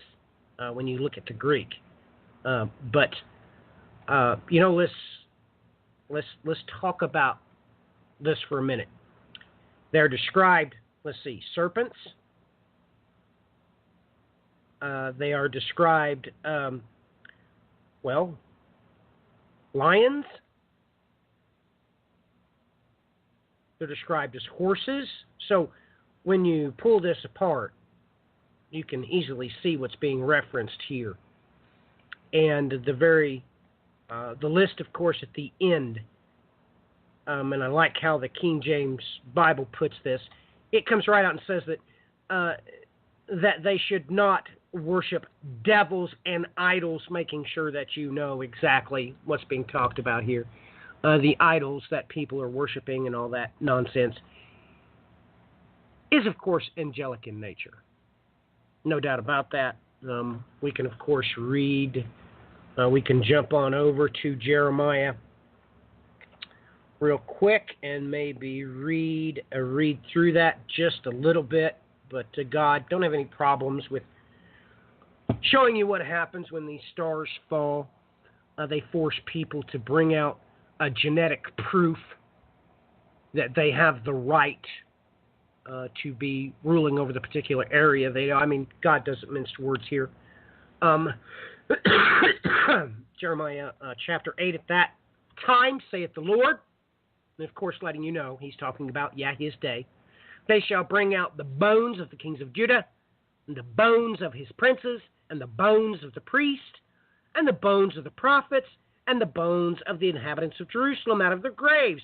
And they shall spread them before the sun, the moon, and all the host of heaven, whom they have loved, and whom they have served, and after whom they have walked, and whom they have sought, and whom they have worshipped. They shall not be gathered, nor be buried. They shall be for dung upon the face of the earth. Please excuse me. And death shall be chosen rather than life by all the residue of them that remain of this evil family, which remain in all the places whither I have driven them, saith the Lord of hosts. Okay, so anybody that's ever told you anything different, they were lying. This is the truth. These stars, when they fall, they are the host of heaven. Okay, and we haven't got to all those other details yet. Okay, but we're going to be given the details. But this is exactly why this happens. Whenever the host of heaven fall, you have to show proof. If you're a priest, you have to prove it. If you're a carpenter, you have to prove that's what your father was. Okay, which is going to just really turn the earth on its head. Yeah, because your degrees ain't going to matter. And I don't care if you... Oh my goodness, excuse me, but I must continue. As I stated before, the flesh is weak. Even if you have a theological degree, even a doctorate, and let's say you've formed your own, nudist colony or whatever. None of that's going to cut it. These entities are going to tell you to take your degrees and shove them and produce the genetic proof that you have the authority by way of being the heir of a teacher or a priest or whatever. I mean, God just comes right out and tells you how it's going to be on that day, just so you know. So with that in mind, we also have to remember that it doesn't ever say what's the end of this horde. We're never told that if they go back to the river Euphrates or they just kind of police the entire area. But I will say this, ladies and gentlemen, coming up in future chapters. Certainly something's going on where they can hunt you down and force his mark upon you. Well, just take note that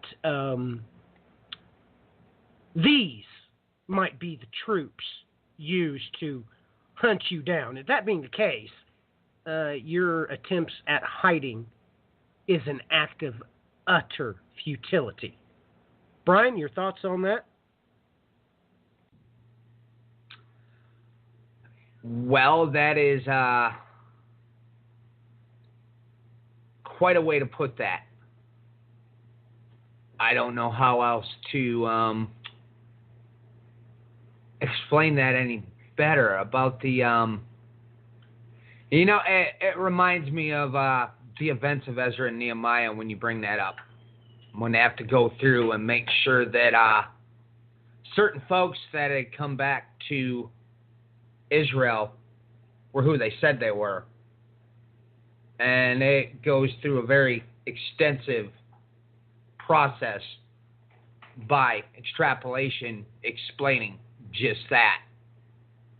And this goes into other parallels, I would say, when you even begin to consider those who say they are something and they are not. And I mean, I can just leave that almost to a degree right where it's at, because even in the book of Revelation, you have references to certain people who state that they are a certain thing and they are not one of those. Apostles comes to mind. We have things going on with, Matthew brought up prophets there as well. Well, we have false prophets. We even have what we talked about in previous episodes. Many shall come in my name and deceive many. Many coming saying they are Christians and shall deceive many, lead many astray. Well, we see all that happening as we speak, folks. You know, we can even see a shadow and silhouette if we go backwards in history, which is all over the Bible.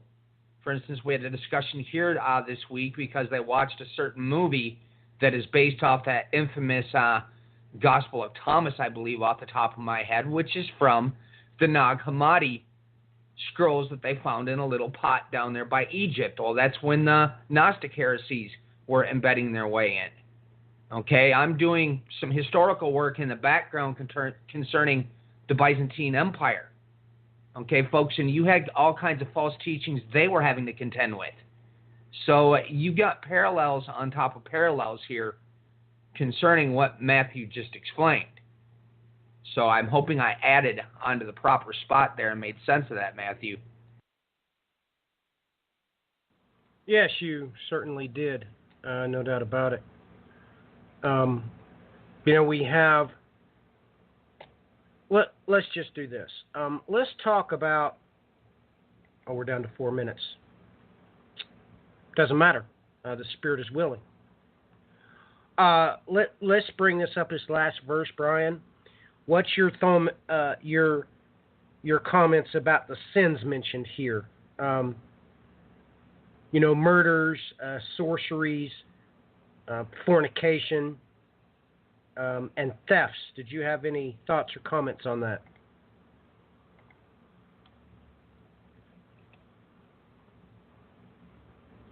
Well, this is an exact statement that we see brought up time and time again, especially here in the book of Revelation. Obviously, it's bringing, you've got some cross-references here to Revelation 17, which is interesting, but this is a discussion once again in the house because I was questioned on this because, of course, in the, they call it corporate churchianity. I don't know what other terminology to use for it here because that's all they were doing was buying and selling in nonsense. And they will try to, the doctrine they were pushing at this first church that I went here was the infamous, they call it the OSAS, once saved, always saved. And that discussion had to come up here because, of course, that's all they talk about around here. Revelation 21, verse 8, on top of it, lets you know, look, folks, no. You see, folks don't seem to understand there's something called a covenant. It's not I raise my hand and I can become twice the son of hell. What stated here in Revelation 21, verse 8, you have the same shadow and silhouette, but the cowards, the unbelieving, and abominable murderers, and prostitutes, and sorcerers, and idolaters, and all liars shall have their portion in the lake which burneth with fire and brimstone. This is the second death. And sorry, I just read out of the Charles Thompson because I was looking at a different word here, but I think everybody gets the drift of what I'm getting at. Go ahead here, Matthew.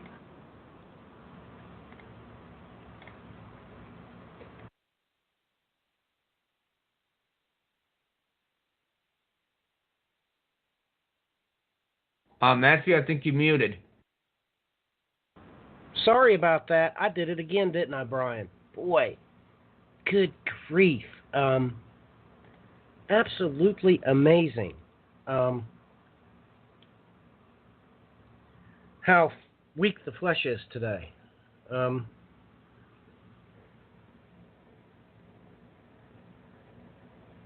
Let me ask you this, Brian. Did you want to talk about the sorcery mentioned here that you and I have talked about many times before?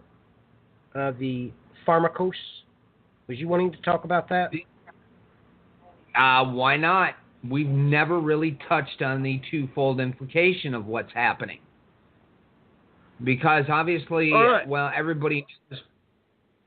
All right, go ahead, actually.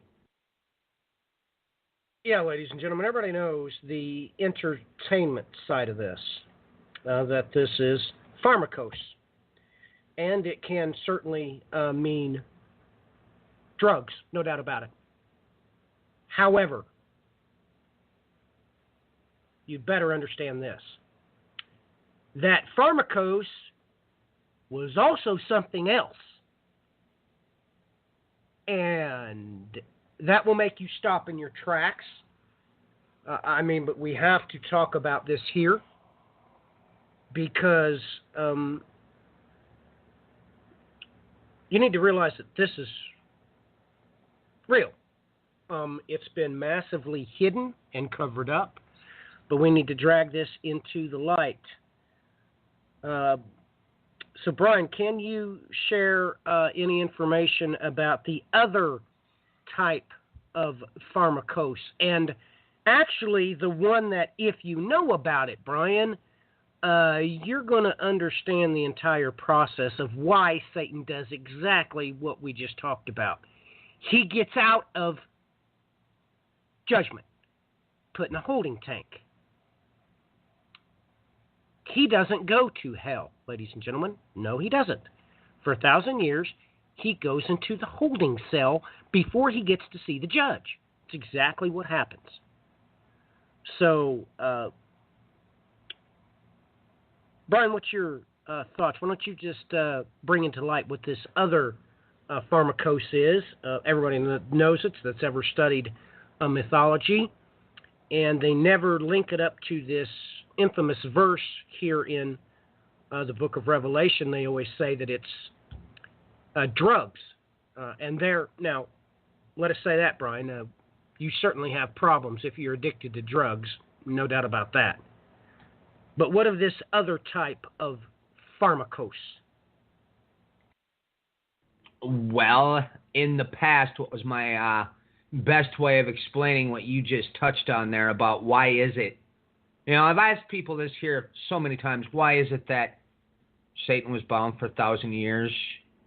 And everybody kind of looks at me. And this is where the meaning of this word comes in, because I'll add on to it when I get here. This Greek word, in ancient Greek religion, was the ritual sacrifice or exile of a human scapegoat or victim. Or as I've explained, what happens when Satan is cast down? Let me get my scapegoat. You see, folks, nobody ever asked that question, well, why is he bound for 1,000 years? Well, who is it that goes on to cause all the problems as far as the beast is concerned. But to give a little indication here, because I've read about this all over in Greek lore, and including historical texts and everything.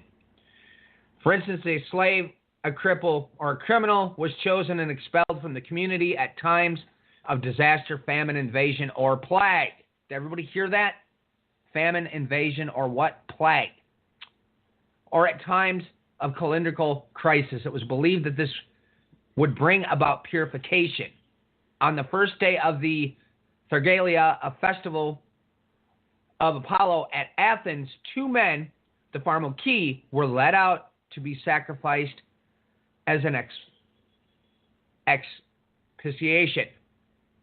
Now, I'm going to stop here because it was rather interesting taking a break from the a massive amount of work I've been doing here this week. I decided to pull up this new variant of Troy that was just released, a 10-part series. Right away in there, and anybody that's read the story of the Trojan War knows full well that one of the men was commanded to sacrifice his own daughter to stop what had been set in motion. This is another primary example of a scapegoat. And for instance, they bring up some things here that in the Iliad, they go through and they list an entire amount of different places where this is going to come up. And I mean, even if I had time to right now, I have a website that I use continually, Perseus, tufts.edu, and you can go in and search a specific Greek word, and it will show you everywhere that it is coming up in any form of a Greek text that has existed throughout history. And I've used this in the past in work that I've done, and it'll, well, I guess as Matthew would put it, blow your mind. Handing that back over to you. Well, I have to bring up the most famous example of the Pharmakos. Ladies and gentlemen, God prepped everybody for everything. And we know that there's only one parallel in history, to the riddle, to the parable. Everybody knows that's Aesop's fables. Okay, I hate to rain on your party. This is the truth, ladies and gentlemen. This is the truth. You have to realize that Aesop was executed by the Delphinians. Everybody knows this. Okay? He was executed as the Pharmakos, as the scapegoat.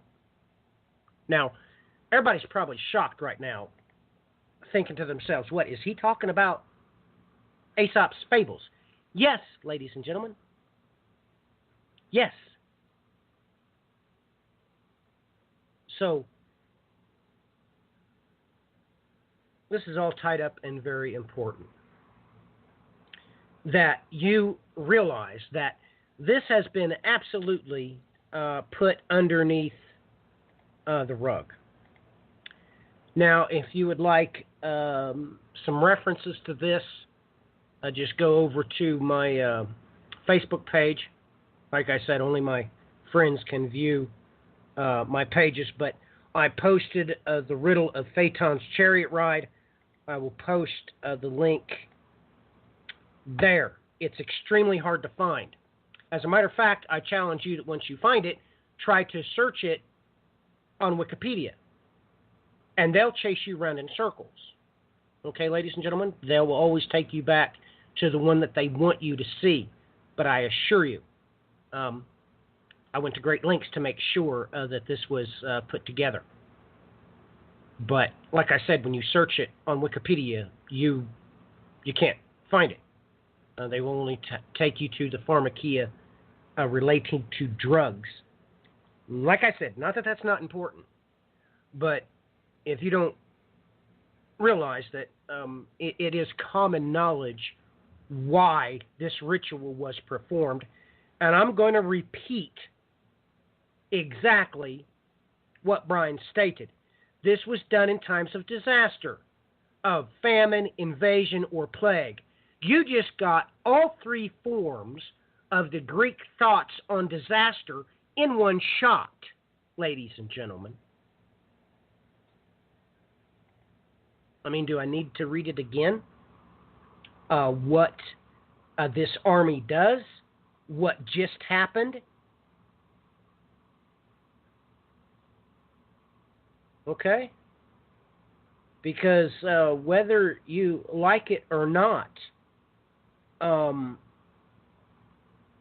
this fifth and sixth trumpets, wow. You're thrown headlong into all of those things.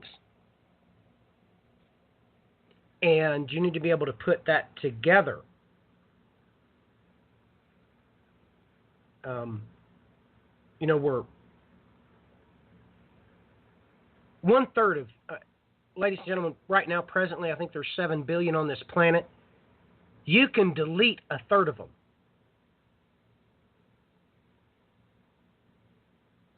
You can delete 1/3 of every green thing. Oh my goodness. If you can't see that God was just referring to you in verses 20 to what they were worshiping, and me and Brian talked about this lightly on the last show, what happened to Egypt's religious system after their army was wiped out and God removed the children whom he was about to straighten. If you can't see that this list plainly would refer to the ritualistic scapegoating pharmakos. Because, well, ladies and gentlemen, the murders, yeah, ritualistic sacrifice, fornication, I don't have to tell you about Alexander's mother. Yes, she was a priestess. Guess how she got pregnant? She was a temple prostitute. Nor of their thefts. You have to realize that, well, ladies and gentlemen, I guess you have a lot to learn. What all rituals were associated with their worship. What they literally had to do. Of course, the Greeks had a good way of, painting over the word theft and calling them, quest. The quest for the golden fleece, or the quest for this, or the quest for that. Yeah, you had to go steal them. Duh. Yeah, you had to go steal the things, the items. So with that in mind, Brian, oh my goodness, we're down to like 4 minutes. So your closing comments, please. Well, I was going to add in something real fast. And folks, we talked about this to a degree. We did a program called Wings of the North over on the Bands of Time YouTube channel. But even encoded in there, obviously, when you bring up the other aspect of pharmakia as far as the drug aspect. Well, when you begin to go back and understand what was going on with the heart of all these ancient occult religions, which started with the kings of the East, and as you get those names brought forward in the book of Daniel, taking things even further forward, when the Magi show up and all that, well, folks, to get into the certain states where they're capable of doing things, they were using altered states being brought about by drugs. Now, I'll give you a perfect for instance. The Saka Scythian, they have found in their possessions in all kinds of different places, be it the frozen bodies they have found, the mummies out there in by Xinjiang, China. All throughout there, they keep finding hemp seeds everywhere. They were using this to get into the shamanic aspects of the specific areas that some of these people out in these areas worked with. This is all over the place once you cross that threshold and go into the land of the kings of the East. You can't escape it. So this goes into a twofold connotation when you also see another reason why they're using the word sorcerer in the English. You start to get a parallel kind of spinning around here. I hope I explained that a little bit. Amen. Amen. And, well, ladies and gentlemen, wow, we're just out of time. Boy, the flesh has been so weak, this broadcast, but the spirit was obviously willing. I think we covered everything that we needed to cover, not with a fine-tooth comb, but that's not what God eats with. Well, ladies and gentlemen, I hope you enjoyed the show. Brian, you need to bring everybody to speed as to what you're doing. We was doing End Time Tribune Media, now we're not. So give clarity as to what's going on your end.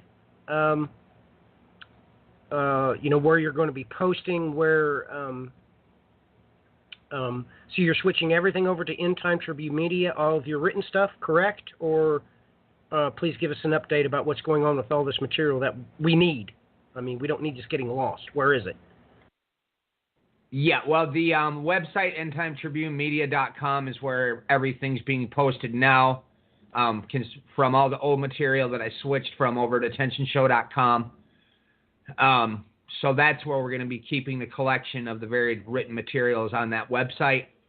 And then you can still follow me at Twitter on Overt Attention Show, or even Facebook. We have an End Time Tribune Media page. And I noticed I got contacted earlier in the week. Folks, if you need to get a hold of me, you can email me at thebandsofTime@gmail.com. And that's, hope I explained that there. Oh, and yes, we moved the Crucible over to this channel to stop causing confusion. There's a lot of reasons behind it, but it's helping to make sure that everybody finds everything in one place concerning